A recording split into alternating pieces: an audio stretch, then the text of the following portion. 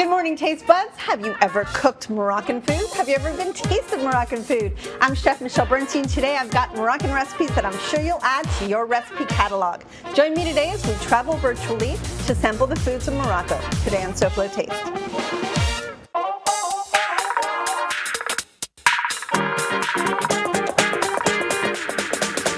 How fun is that?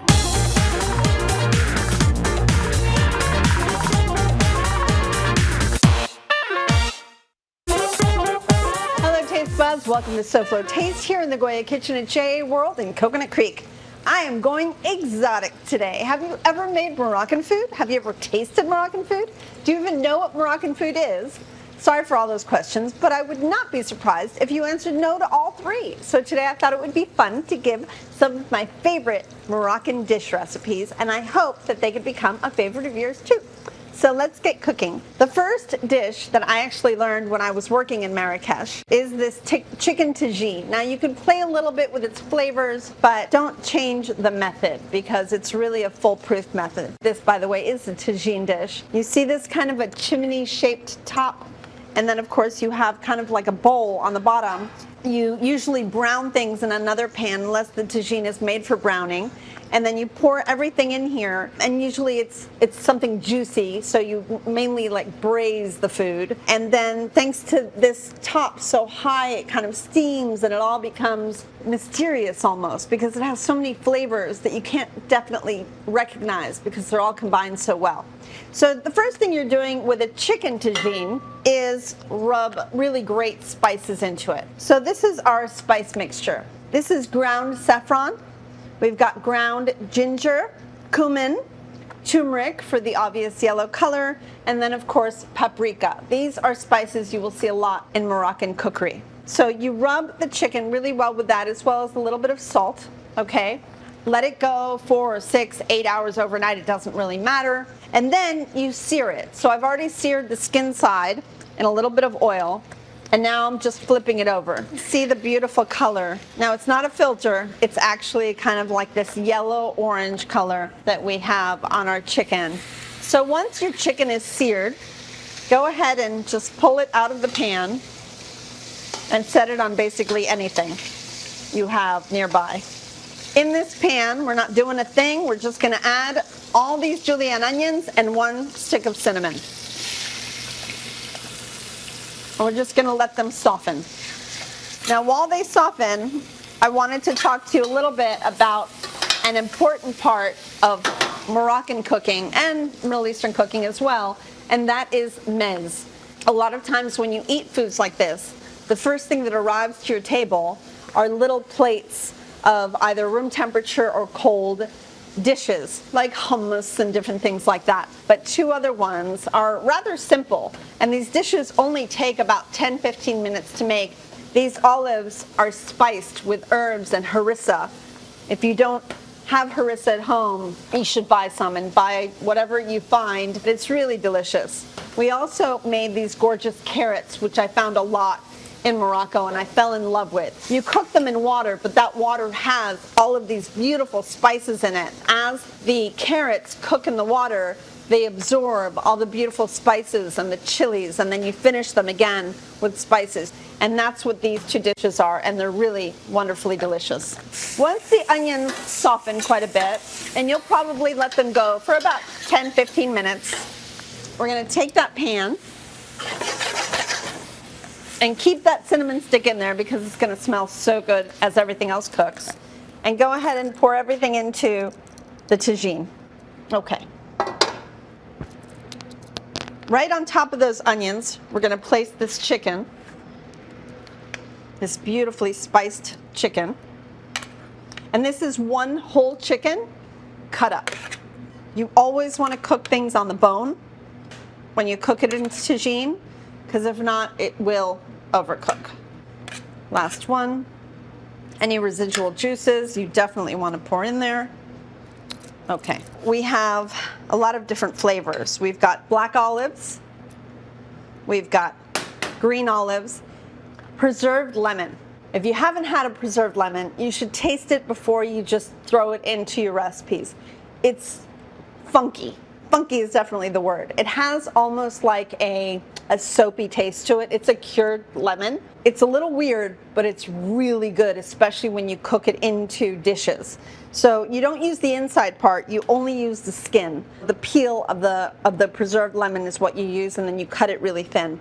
So if you want for your first tagine, I would go a little bit slight with the preserved lemon, but as you start eating it and getting used to it, you're gonna want a lot more because it's really, really yummy. If I want more lemon flavor in this, I'm gonna squeeze some lemon into a little bit of chicken broth, and that's gonna be the braising liquid to cook our chicken and onions. Go ahead and pour that over everything. I'm gonna add a little bit more salt. So the last thing I would want is for all these beautiful spices to come together and not have enough salt in it. We'll put the lid on it. We're gonna finish it with herbs, but that'll be later. You have to make sure you have enough room in your oven. So before you even heat your oven, make sure that you've taken your racks and you've either taken them off or put them up or down, because this thing is really tall, okay? It's like putting an extremely tall turkey in your oven. So go ahead and place that inside and wait. Okay, when you come back, I'm gonna show you one of my absolutely favorite meze dish in all of Moroccan cooking when you come back. So I'll see you soon. Stick around. Things are just heating up in the Goya kitchen at JA World on SoFlo Taste.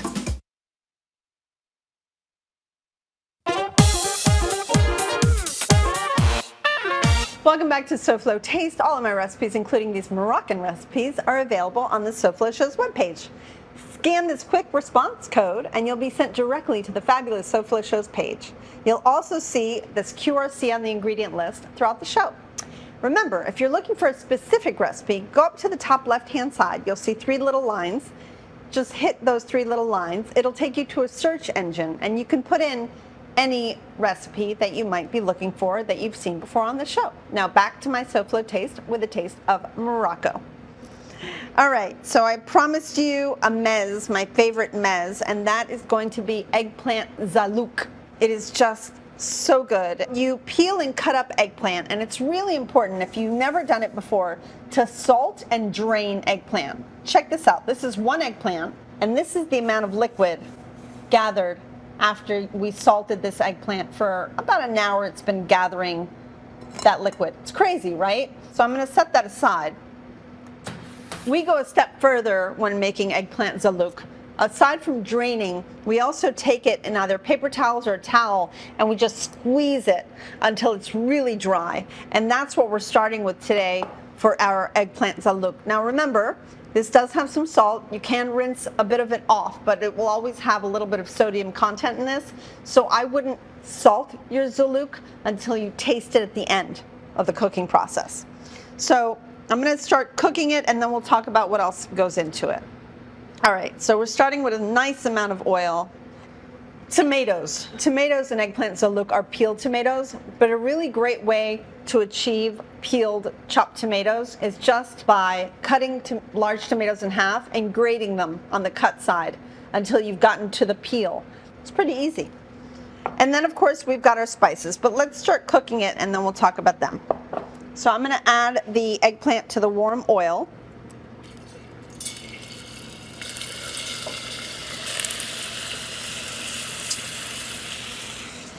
We're going to add a little bit of minced garlic. Remember I told you a lot of these dishes have cumin and paprika. So that's what makes up eggplant zaalouk spices. But we also add something called hot paprika, something I used a lot when I was working in Marrakesh. But if you don't find hot paprika, just use a little bit of cayenne pepper. You'd never know the difference. Let's go ahead and add in the tomatoes now. Start stirring.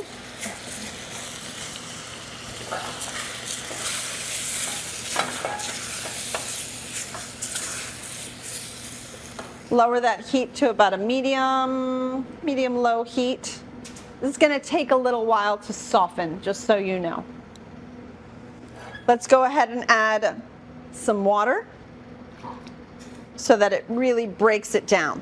And lastly, this takes a lot of the 2 herbs I also told you about, cilantro, or they call it coriander, and parsley. So it's the 2 herbs I found the most when I was working there in Morocco. So let's take those herbs and bunch them together and start chopping. Go as thin as you can, take your time, and these do not have any stems. I'm using Italian parsley, but if you would rather use curly parsley, it's perfectly fine. I do like Italian flat parsley better. To me, it has better flavor, and especially as I start cutting it, it's amazing how it just reminds me of like fresh cut grass. It's just sweet and fresh smelling. Okay, so I'm going to move over to this one. This one has been cooking for about 25-30 minutes. The eggplant is completely broken down. At this point, you'll add your herbs. You're going to taste for salt, which I've already done. And of course, I added some in. You're going to add a little bit of juice. Now, this is just to taste. See what you like. I'm probably going to go with about 2 little pieces. Mix it together, and let's see what it looks like. So, like every meze, you'll want this to cool to room temperature before you serve it. But taste it while it's warm, because I love it warm. This could even be served with your favorite pasta mixed together. Serve it alongside of a steak. It can become your new favorite side dish. And there you have it. Beautiful eggplant zaalouk. Come right back. We're of course going to make another Moroccan dish in a moment, but we're also going to see how our chicken tagine came out. Can't wait.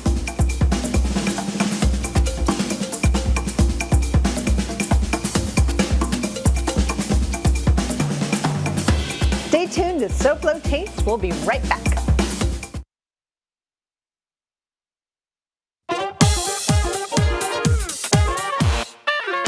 Welcome back to SoFlo Taste. We are here at JA World in Coconut Creek, a place dedicated to our kids. For information about this instructional institution, go to jasouthflorida.org or call 954-979-7100. Now back to the food of Morocco, Marruecos. All right, the first thing I'm going to do is check on the chicken tagine, which I'm hoping is done. I think it's done. It certainly smells done.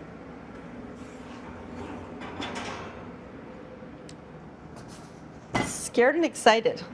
Scared because I never know if it's going to work. Excited because I don't know if it's going to work.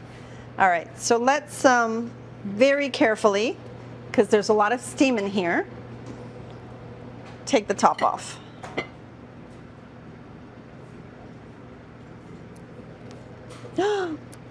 Okay, so got a little bit of parsley.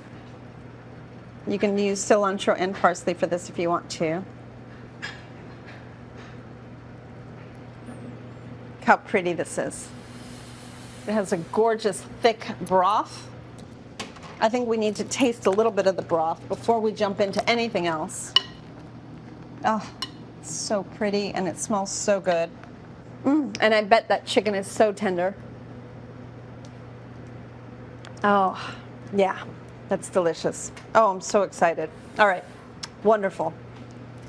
Yay! All right, let's jump into the last dish. It's a little complicated, only because I've decided to make it complicated. You can simplify it a lot. Let me explain. I'm going to make you couscous. Now, this dish traditionally is made with braised lamb and vegetables. I don't love the braised lamb. I love braised vegetables, and I love the couscous.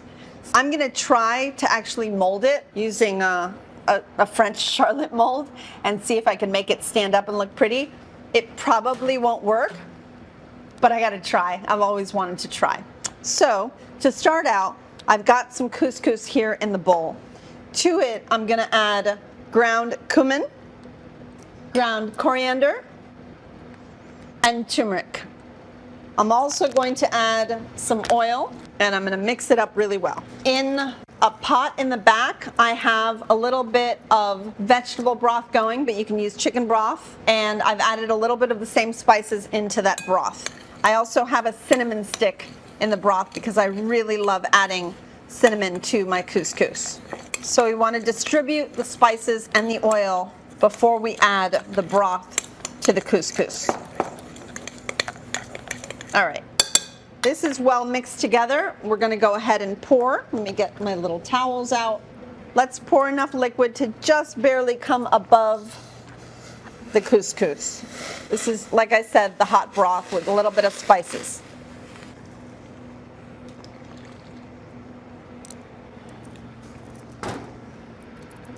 So it's just come above the couscous, and now we're going to steam it. So let's add a little plastic wrap to it and cover it up. This won't take any time at all. I'm going to set that aside. All right, jumping into both the vegetables and the topping. Here I have a little bit of the same broth going, warming up. I'm going to add a little bit of diced yellow onion to that broth. Eventually, I will add some raisins and honey to that, and that is going to be the top of the couscous dish. You have so many spices and so much savory going on that a little bit of sweet is always lovely to have right on top. I don't know if you've ever seen towers of couscous with vegetables leaning up off of it. That's what I'm attempting to make today, although without the lamb and the juiciness. Don't know if it'll work, but I'm going to try. So here I have the same broth, so the vegetable broth with the spices in it. And what we're cooking here are some long pieces of zucchini, carrots, turnips. Turnips are used quite a bit in Morocco, so we're cooking them as well, and yellow squash. So I'm cooking everything until it's really nice and tender, but not breaking down, falling apart tender. And what this is going to be is hopefully the tower that holds the couscous in the center. So the veggies are tender.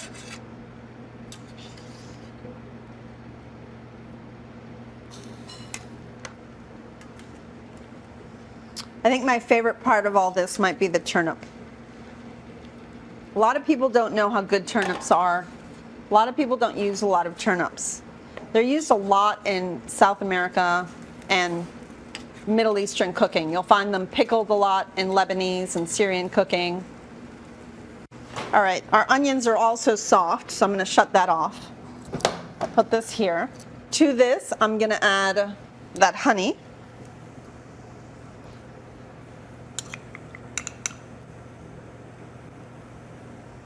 As well as the raisins. So we've got a gorgeous topping for our couscous. The broth cooked onions, the honey, and the raisin. If it were me, I think I'd add a little lemon. It's not traditional, but I think it would be yummy. Let's check on our couscous. Fork is the best tool to fluff couscous. So you see all those beautiful spices in there? So that couscous just soaks all that delicious flavor and spice up. I'm going to begin the mold, but it's going to need a couple minutes to set. So let's see what we can do. I'm going to go ahead. I'll tell you what I'm going to do because I think this might take a little long for all of us right now. So I'm going to start putting all the vegetables around it and the couscous inside and press on it and see if it flips over well.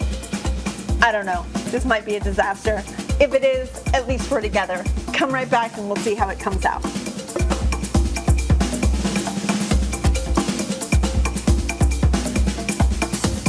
I'll finish this recipe right after this.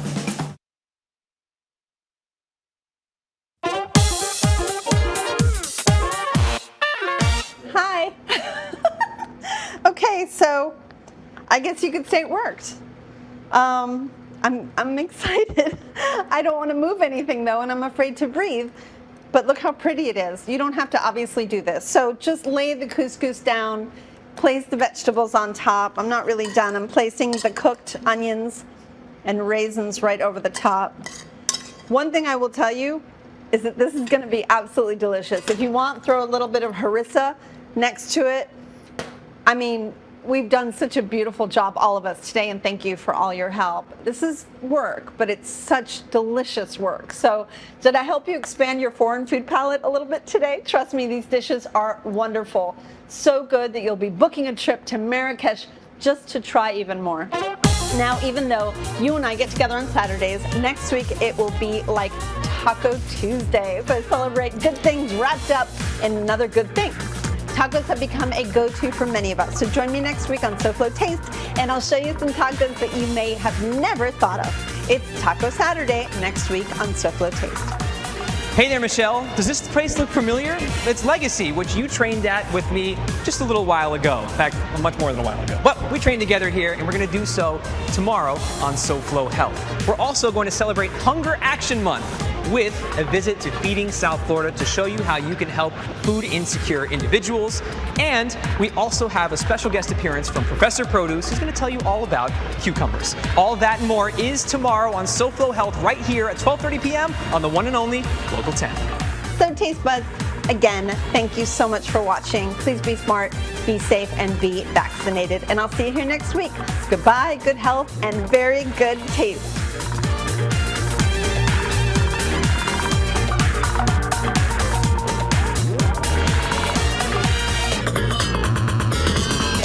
We're riding on the Marrakesh Express.